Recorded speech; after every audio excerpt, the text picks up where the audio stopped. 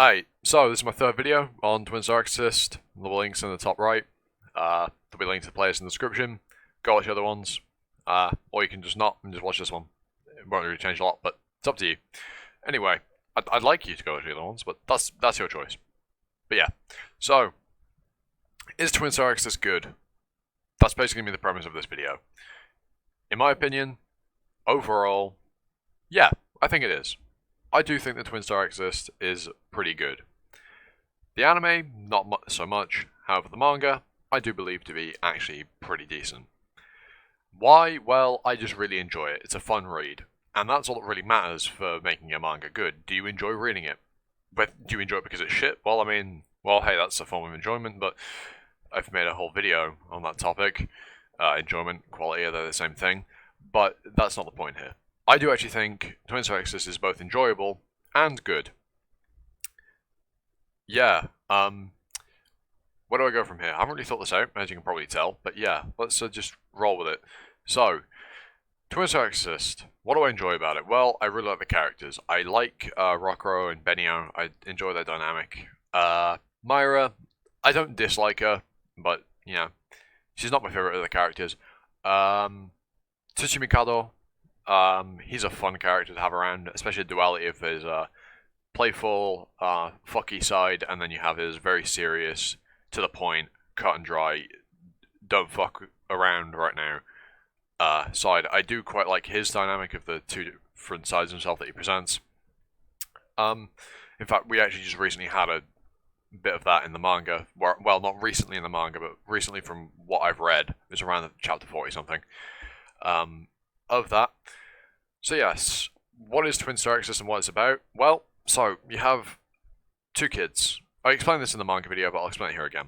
You have two kids who are the strongest exorcists from the east and the west of Japan, one male, one female, and it is prophesized that the child of these two will be born and effectively be the reincarnation of the original exorcist, and will bring an end to the Kegare threat, which are the basically demons that are causing all sorts of problems worldwide.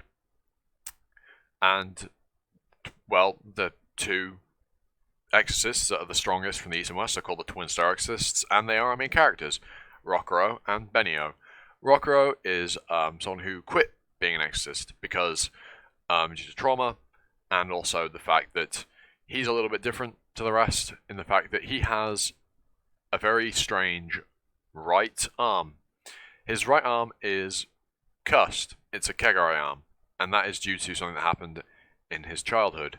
When he was younger, he was at an orphanage, and, well, some shit happened, and everyone there, but him, presumably, died, and he ended up with a Kegare arm as a trade-off for not dying, effectively. He wasn't the only survivor, as you find out not too long after, when we're introduced to Yuto, who is actually the one who caused all of the death. But yes, we'll get onto that in a little bit. And then we have Benio, who is the other Twin Star Exorcist, and the female lead. She is of a pretty established exorcist family, and she's just a really good. She's basically a prodigy. Exorcists use talismans to improve their physical abilities and the like, and it's basically the better, quote unquote, stronger an exorcist you are, the more you can use. And Benio can currently, at 14, as when she's introduced, apply 5 at once, when most, semi-professional exorcists can only apply like 2 or 3.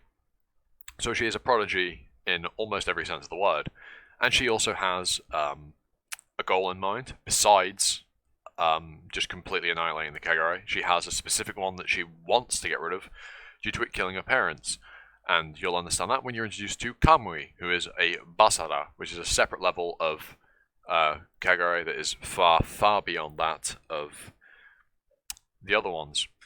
I should have mentioned earlier there will be spoilers in this video, as I have already given out a few, but you should still be able, I apologise that I didn't mention it earlier, but you should still be able to enjoy the story nonetheless, even though I will have given you a few spoilers. But yes, and so we're introduced to these two, and they are understandably not too pleased with being told that, yeah, this random person that you've never met before, yeah, you're going to get married, have a kid, and then you're going to raise that kid, and then that kid is going to go complete your dream for you of eradicating the Kegare. Have fun, especially with Rockero, because he doesn't want to be an exorcist. He doesn't want anything to do with that side of things. He'd just rather live a completely normal life and never have to think about it anymore. Although that's not quite possible with, well, what happens? He basically ends up back into excising Kegare, and he just does it now. It's what he does. He doesn't hate it. He doesn't enjoy it. It's what he does. He has a goal in mind. He has a determination. He wants to eradicate all the Kegare, and, well, that's what he wants to do. He doesn't want to put his burden, onto that of a child that doesn't even exist yet, when he himself can try and do just that. Stumbling on my words. When he can take that burden himself and, well, share it with Benio. The two of them can hold more of that, but, well, can share the burden between the two of them instead of forcing it all onto one basically unknowing child because they don't exist yet. And so that's what they do. They train, they get stronger, and then they encounter some roadblocks. For example, when they're in basically Mayura, this is one of the things this is one thing I absolutely love about the manga that I feel like the anime butchered, but you'll understand a little bit when I get into it. So, as things are going along, and Mayura gets pulled into Magano, which is where the Kegare live and reside. And so Benio and Rockero go to help her. And she suffers from what's called a Kegare corruption, where a human being turns into a Kegare, and one of the monsters, the demons. And it's not something that can just naturally happen, as is revealed. It's something that can only be done through forbidden methods. And, well, Rockero and Benio have to now fight their friend. In Rockero's case, childhood friend. In Benio's case, someone she's come to know over the past few months. And so this is a hard thing for them to do. They don't want to kill her. But this is where them being the Twin Star Exorcists really helps them. Because they're the Twin Star Exorcists and they're prophesized, they have a unique ability. I'm sure you heard that and rolled your eyes. I understand. But they have a unique ability where when they hold hands, again, you probably rolled your eyes at that one, their power resonates and it will amplify their abilities, and hence why the ability is called resonance.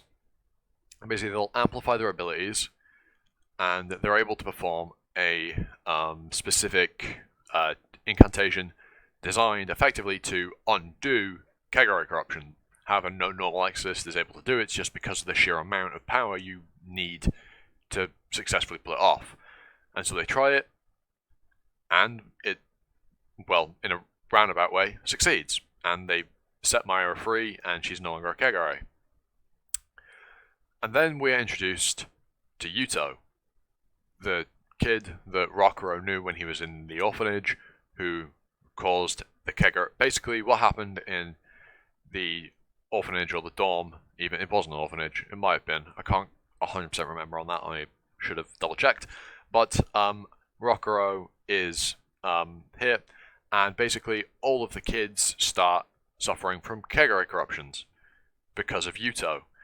He basically does some, well, as I said, forbidden things, and basically tries to kill everyone at this dorm in exchange for power. However, Rockero survives and gains power because of it, hence why he has the Kegare arm. In fact, he's similar to Yuto in that regard, because Yuto is also, part Kegare. In fact, he's almost entirely Kegare if you watch the anime. That hasn't been completely revealed in the manga yet, so I don't actually know. He probably will be. It might have been, but I may not remember. But as far as I'm aware, he hasn't been revealed to be 100% Kegare in the manga yet. But he probably will be. And that's how he's related to Rockero. And so, well, in a fit of rage, Rockero tries to fight Yuto but he ends up having to do it on his own. Because Benio is in shock. Because Yuto is her brother. Yeah, and that's a shocking reveal, who is presumed dead. well, he isn't dead. In fact, he's a sociopath. Probably a massive psychopath as well. I throw those words out as if I know what they mean, and as if me saying them carries no bearing. But yes, Yuto is introduced, and he is introduced as a villain. And I think the way he's introduced in the manga is done way better than in the anime. In the manga, he just kind of shows up. Sorry. In the anime, he just shows up. In the manga, yes, he does just show up.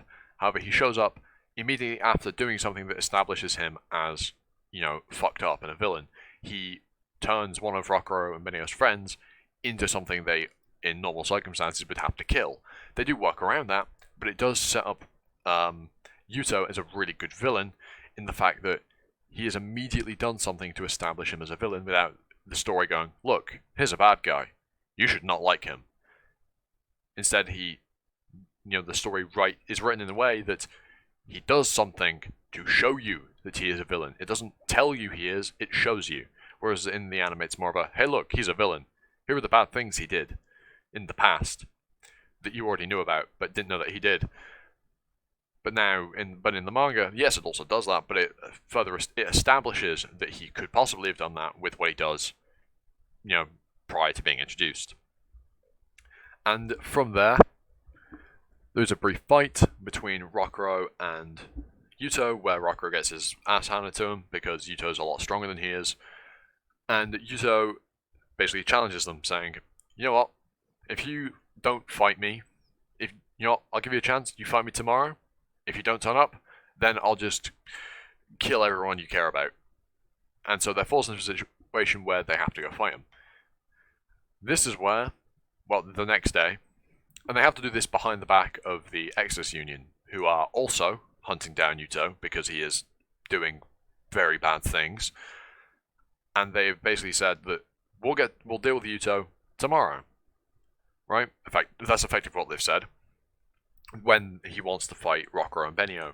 However, if Rockero and Benio don't go to fight him behind their backs, well, he's threatened to kill all the people they care about, and he very much could do that. Whereas if they wait for the Exorcist Union to deal with Yuto for them, well then, there's a very good chance that he will just start killing all the people they care about. And so, they go. The next day, after doing some training, Rockero, they get a grasp on what resonance can do, how far they can push it, how many times they can do it, and they go fight. And, well, in this fight, they get their shit handed to them a little bit. Although they do put up a much better fight than they did last time, because they have, they've prepared, they've practiced, they've gotten stronger. However, in annoyance of Benio just basically being a flea, she's really quick moving around him, and he's getting annoyed at the fact that she is just moving. He's not being hurt by her. She's just annoying. And so he breaks her legs. Well, in the anime, he breaks her legs. In the manga, I'm pretty sure he basically completely removes them from her body. To which Kamui shows up. In the manga, I'm skipping quite a bit. Bear in mind, I'm not going in chronological order. I am just jumping to bits I want to talk about. Earlier on in the manga, a few chapters before this, you would have been introduced to Kamui, the Basara, and who he is, how he's relevant to Benio, and the fact that he's the one that killed her parents. He gave Benio the choice of, okay, which parent you want to save? As a child in a very traumatic situation, didn't respond after the 10 seconds she was given. So he asks her parents, save yourself or save the child, and they choose to save their child, and so he kills the two of them and lets Benio go. And Kamui is a character I find very, very interesting. I do like Kamui as a character. He's also where we get introduced to Kagure that can use cursed talismans and basically do what the Exorcists do and empower their physical abilities. And basically, he gives Benio new legs. But how does he do this? Well, effectively the same way that Rockero got his Kagure arm. He, causes her to, get afflicted with a Kagure corruption, and then it's down to her. If she can fight through it, she gets new legs and can kick the shit out of Yuto quite literally. Well, try to at least. And if she doesn't, well then she becomes a Kagure and Kamui will kill her on the spot. And that's where it goes. And then, well, as you can imagine, given that the story carries on from here without having Benio dead, she does, in fact, defeat.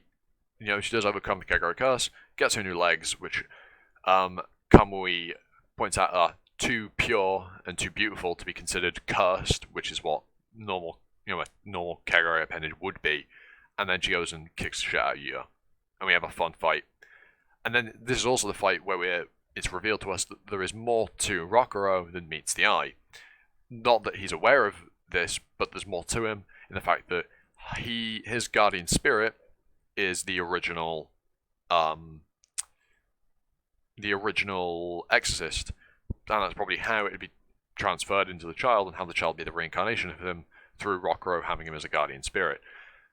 At least that's what I assumed initially, until we got a bit of information a little bit later into the manga, roughly around where I am now, in that it was said that the original exorcist can't be reincarnated because he isn't dead, which would imply that Rokurou may or may not have some connection to the first exorcist due to, the first exorcist not actually being dead, and Rokurou's guardian spirit is, well, related to the first exorcist.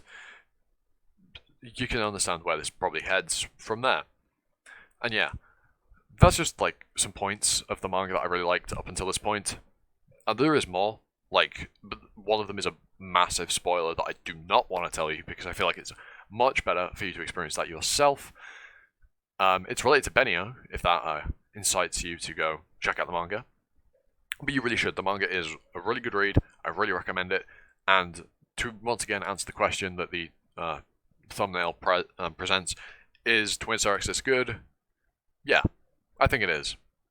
And with that, well, we come to the end of the week of Twin Star Exorcist, if you want to call it that. That's what I want to call it, so I'm going to. If you liked this video or either of the other two, leave a like, comment, sub, hit the notification bell.